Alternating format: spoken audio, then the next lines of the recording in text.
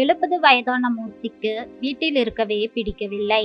அவரின் உள்ளம் அமைதியை இழந்து வேதனையில் உழன்று கொண்டிருந்தது. ஒரு காலத்தில் சொர்க்கமாக தோன்றிய வீடு இப்போது அவருக்கு நரகமாக இருந்தது. அன்பு நிறைந்திருந்த இடத்தில் வெறுப்பும் கரும்பாக இனித்த இல்வாழ்க்கை வேம்பாகவே கசந்தது. இல்லற வாழ்க்கை இத்தனை வஞ்சகம் நிறைந்ததாக இருக்கும் என்று தெரிந்திருந்தால் பிரம்மச்சாரியாகவே இருந்திருக்கலாமோ?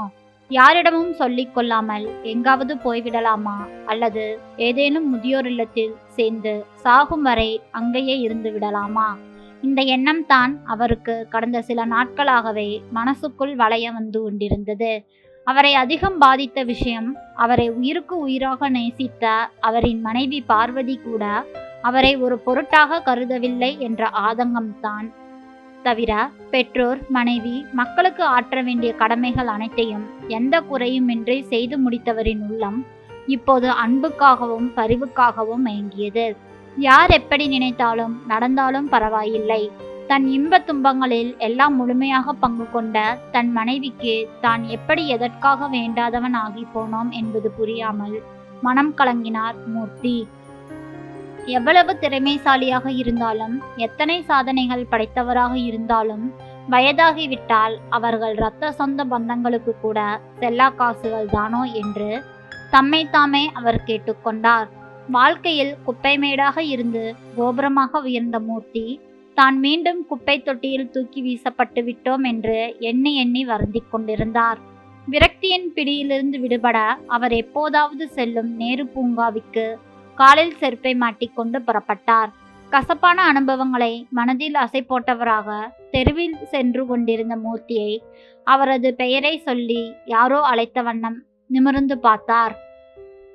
எதிரே அவர் எப்போதோ பார்த்து பழகிய முகச்சாயலுடன் ஒல்லியான மனிதர் ஒருவர் நின்று கொண்டிருப்பதை பார்த்து நீங்கள் என்று அவர் கேள்வியை முடிக்கும் முன்னே அந்த நபர், என்ன மூர்த்தி, என்னை அடையாளம் தெரியவில்லையா என கேட்டதும் அவரின் குரலை வைத்து அடையாளம் கண்டு கொண்ட மூர்த்தி, டேய், நீ அன்பழகன் தானே என்று ஆச்சரியத்துடன் கேட்டார்.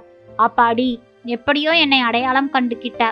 அது சரி, நீ எங்க இருக்கிற, எப்படி இருக்கிற, இப்ப என்ன செஞ்சிட்டு இருக்க, இப்போ எங்க போய்கிட்டு இருக்க என சரமாரியாக கேள்வி கேட்கவே தெருவில் நின்னுக்கிட்டு, ஏண்டா, என்னால் அதையெல்லாம் சொல்ல முடியாது அன்போ, வா பக்கத்தில் இருக்கிற நேரு பூங்காவில் உட்கார்ந்து சாவகாசமா பேசுவோம் என மூர்த்தி சொன்னதும் இருவரும் பூங்காவை நோக்கி நடந்தனர். மூர்த்தியும் அன்பழகனும் கல்லூரியில் ஒன்றாக படித்த இணைப்பிரியாத நண்பர்கள். அன்பழகன் தமிழ் ஆர்வம் மிக்கவர், மூர்த்தியும் அப்படியே. இருவரும் தினமும் மாலை வேளையில் வகுப்புகள் எல்லாம் முடிந்ததும் நூலகத்தில் குறைந்தது 1 மணி நேரமாவது தமிழ் இலக்கிய ஆராய்ச்சியில் ஈடுபடுவார்கள். அன்பழகன் அப்பொழுதே தமிழில் காதல் ரசம் ததும்பும் கவிதைகள் புனைவதில் கெட்டிக்காரர். பல வார இதழ்கள் அவரது கவிதைகளை வெளியிட்டன. அது அன்பழகனுக்கு கல்லூரியில் மத்தியில் செல்வாக்கை ஏற்படுத்தியிருந்தது. கவிஞர் அன்பழகன் என்றே அவரது நண்பர்கள் எல்லாம் அழைப்பார்கள். வாழ்க்கை சுமை அறியாது சுதந்திர பறவைகளாக பறந்து திரிந்த அன்பழகனும் மூர்த்தியும் பிரியும் தருணம் வந்தது. அப்போது அன்பழகன் அழுத்தமான சொன்ன விஷயம் இப்போது மூர்த்தியின் நினைவுக்கு வந்தது. மூர்த்தி, குடும்பம், மனைவி, மக்கள் எல்லாம் போலித்தனமான உறவுகள். பாசம், நேசம், பரிவு இவற்றை எல்லாம் குறிப்பிட்ட சிலரிடம் மட்டுமே காட்டுவதும், பின் அவற்றை யாருக்கு நாம் கொடுத்தோமோ அவர்களிடம் இருந்து திரும்ப கிடைக்க வேண்டும் என எதிர்பார்ப்பதும் வடிகட்டிய சுயநலம். நாம் எதிர்பார்க்கும் அது கிடைக்காமல் போனால் அதை நினைத்து எவ்வளவு பெரிய தவறை செய்துவிட்டோம் என பின்னால் சுய பச்சாபப்படுவதும் மிகப்பெரிய முட்டாள்தனம். இதை புரிந்து கொள்ளாதவர்கள்தான் சம்சார சாகரத்தில் மூழ்கி தவிக்கின்றனர். நண்பன் அன்பழகன் அப்போது இவ்வாறு அவரிடம் சொன்னது இப்பொழுது அவர் விஷயத்தில் 100க்கு 100 உண்மையாகிவிட்டது. பூங்காவில் இருந்த பெஞ்சில் நண்பர்கள் இருவரும் அமர்ந்ததும் அன்பழகன் கேட்டார், இப்ப சொல்லு மூர்த்தி, எப்போதும் சிரிச்ச முகத்துடனே இருப்பியே, என்ன ஆச்சு உனக்கு? ஏன் எதையோ பறிகொடுத்தவன் மாதிரி இருக்கிற? உனக்குத்தான் அன்பான மனைவி, அழகான மகன், மகள் என அருமையான குடும்பம் போல் கடவுள் தந்திருக்கிறாரே, அப்புறம் என்னடா எதையோ இழந்துட்டு நிற்கிறவன் மாதிரி இருக்கிற? நண்பனின் இதமான வார்த்தைகள் மூர்த்தியின் நொந்து போன இதயத்துக்கு ஒத்தடம் கொடுத்தது போல் இருந்தது. அன்பு, ரொம்ப நாளா என் இதயத்தை அழுத்திக்கிட்டு இருந்த பாரத்தை யார்கிட்டையாவது சொல்லி இறக்கி வைக்கலாம்னு நினைச்சுக்கிட்டு இருந்தேன். இப்பதான் அந்த வாய்ப்பு உன் மூலமா எனக்கு கிடைச்சிருக்கு என கூறிவிட்டு தன் கதையை சொல்ல ஆரம்பித்தார் மூர்த்தி. கல்லூரி வாழ்க்கை முடிந்ததும் சில ஆண்டுகள் பெற்றோர், உடன்பிறந்தோர், சகோதரிகளுக்காக அல்லும் பகலும் உழைத்து கரை சேர்ப்பதற்குள் தன்னுடைய இளமை, கையிருப்பு, பணம் என எல்லாம் கரைந்து வெறும் கையுடன் நின்றதையும், பின் தன் வயதான பெற்றோரின் திருப்திக்காக அவர்கள் தேர்ந்தெடுத்த பெண் பார்வதியை வாழ்க்கை துணையாக ஆக்கிக்கொண்டு 2 பெண் குழந்தையும் ஒரு பையனும் தகப்பனாகி குடும்ப சுமையை ஏற்றார். அதை நிறைவேற்றுவதற்காகவே வேலை செய்தார். தற்போது தன்னை யாரும் கண்டுகொள்வதில்லை என்றும், தன் மனைவி பார்வதி கூட தன்னை ஓரம் கட்டி வருவதாகவும் விலாவரியாக சொல்லி முடித்தார் மூர்த்தி. இவ்வளவுதானா, இல்லை இன்னும் சொல்ல வேண்டியது ஏதாவது இருக்கா மூர்த்தி என அக்கறையுடன் கேட்ட நண்பன் அன்பழகனிடம், அவ்வளவுதான் அன்பு, நீ இப்ப என்ன செஞ்சுக்கிட்டு இருக்க? ஏன் இப்படி ஒல்லியாக ஆளே மாறிட்ட? சின்ன வயசுல உன் உடம்பு கட்டுமஸ்தா போல் இருக்குமே, இப்ப துரும்பா இழைச்சி போயிருக்கிறியே, உடம்புக்கு ஏதும் முடியலையா அன்பு என கேட்டார் மூர்த்தி. இங்கே உட்கார்ந்து நாம பேசுவதை விட இப்ப நீ என் கூட ஒரு இடத்துக்கு வா, அங்க வச்சு என் கதையை சொல்றேன் என கூறிவிட்டு நடந்தார். ஒன்றும் புரியாமல் அன்பழகனை பின்தொடர்ந்தார் மூர்த்தி. 3 தெருக்களை கடந்ததும் 4வது தெருவில் இருந்த 4 குடும்பத்தினர் தனித்தனியாக சிறிய வீடுகளில் குடியிருக்கும் ஒரு காம்பவுண்டுக்குள் மூர்த்தி அழைத்துச் சென்றார். அங்கு பூட்டியிருந்த ஒரு வீட்டை திறந்து, உள்ளே வா மூர்த்தி, இதுதான் என்னோட பங்களா என பாலடைந்த கட்டிடத்துக்குள் நுழைவது போல் இருந்தது. அங்கிருந்த ஒரு நாட்காலியில் அமர்ந்தார் மூர்த்தி. அவரது கண்கள் வீட்டை அலசின. டைல்ஸ் பதிக்கப்பட்ட தரை அழுக்கு படிந்து பிசுபிசுப்பாய் இருந்தது. அன்பழகன் உடுத்தி கலற்றி போட்ட அவரது துணிகள் அங்கொன்றும் இங்கொன்றுமாக சிதறி கிடந்தன. சமையலறையிலிருந்து முகத்தை சுளிக்க வைக்கும் ஒரு விதமான வாசம் வந்து கொண்டிருந்தது. பிளாஸ்கில் இருந்த சூடான காப்பியை ஒரு டம்ளரில் ஊற்றி குடிக்க சொன்னார் அன்பழகன். மன்னிச்சிடு மூர்த்தி, சூடா வடையோ பஜ்ஜியோ செஞ்சு சட்னியோடு பரிமாற பொண்டாட்டி பிள்ளைகள்னு எனக்கு யாரும் கிடையாது. இந்த காஃபி கூட பக்கத்து வீட்டு பையன் கடையிலிருந்து வாங்கி கொடுத்ததுதான். இதை சொல்லும் பொழுதே அன்பழகன் வாழ்க்கையில் எதையோ தொலைத்துவிட்டு ஏங்குவதைப் போல் உணர்ந்தார் மூர்த்தி. தொடர்ந்து பேசினார் அன்பழகன். நான் கல்யாணம் செய்து களையே தவிர பல பொண்ணுங்களோடு பொழுதுகளை கழிச்சிருக்கிறேன். பெண்டாட்டி பிள்ளைகளை ஒரு சுமைன்னு நினைச்சு நான் பாலும் கிணத்தில் விழுந்துட்டேன். நான் சம்பாதிச்ச சொத்தையெல்லாம் போனதை பத்தி கூட நான் கவலைப்படலை. வெளியில் சொல்ல முடியாத ஒரு நோயினால் நான் பீடிக்கப்பட்டிருக்கிறேன் மூர்த்தி. நீயே கேள்விப்பட்டிருப்ப அந்த நோயை உயிர்கொல்லி நோயின்னு டாக்டர் சொல்வதை. இப்போ நான் அந்த நோயினுடன் தான் வாழ்ந்து கொண்டிருக்கிறேன். அணுவா செத்து போயிட்டு இருக்கேன் மூர்த்தி. என் கவலைகளை மறக்கிறதுக்காக பூங்கா, நூலகம், முதியோர் இல்லம், அனாதை இல்லம்னு சுத்திக்கிட்டு இருக்கேன்.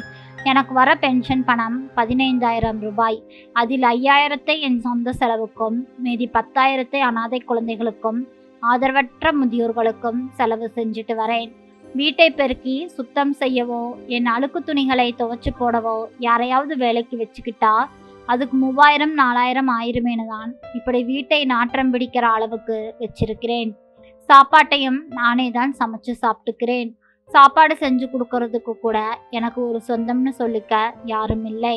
நான் எய்ட்ஸ் நோயால் பாதிக்கப்பட்டவங்கிற விஷயம் இங்கே இருக்கிற யாருக்குமே தெரியாது. அப்படி தெரிஞ்சிருந்தா எப்போவோ என்னை இங்கே இருந்து விரட்டி அடிச்சிருப்பாங்க. இப்போ சொல்லு மூர்த்தி, மனைவி மக்களுடன் ஒரு குடும்பஸ்தனா வாழ்றது நல்லதா, இல்லை என்னை மாதிரி ஒண்டிக்கட்டை வாழ்க்கை வாழ்றது நல்லதா என்றார் அன்பழகன். நண்பன் அன்பழகனின் கேள்விக்கு என்ன பதில் சொல்வது என தெரியாமல் திகைத்து போய் நின்றார் மூர்த்தி. தன்னை அறவே மறந்து இப்போது நண்பன் அன்பழகனுக்காக பச்சாதாபப்பட்டது அவரது மனசு. அன்பழகனே தொடர்ந்தார். மூர்த்தி, நான் தான் வாழ்க்கையை சரியாக புரிஞ்சுக்காம நெறிகட்டு போய் ஒரு வாழ்க்கையை வாழ்ந்துட்டேன். என்னோட வாழ்க்கையை நானே அழிச்சுக்கிட்டேன். ஆனா நீ வாழ்க்கையை ரொம்ப சரியா புரிஞ்சுக்கிட்டு வாழ்ந்திருக்கிற. இப்போ வாழ்ந்துக்கிட்டும் வர்ற. உன் கடமைகளை நீ சரியா செஞ்சுட்டேங்கிற திருப்தி உனக்கு இருக்குது. ஆனா அதே நேரத்துல நீ செஞ்ச கடமைகளுக்கு உன் மனம் கூலியை எதிர்பார்க்கிறது. நீ உன் குடும்பத்துக்காக செஞ்ச தியாகத்துக்கு உன் குடும்பத்தாரிடமிருந்து கைமாற்றை எதிர்பார்க்கிறாயே, இதுவரை நீ செஞ்ச தியாகத்துக்கு துரோகம் செய்யறது போல் ஆகாதா மூர்த்தி?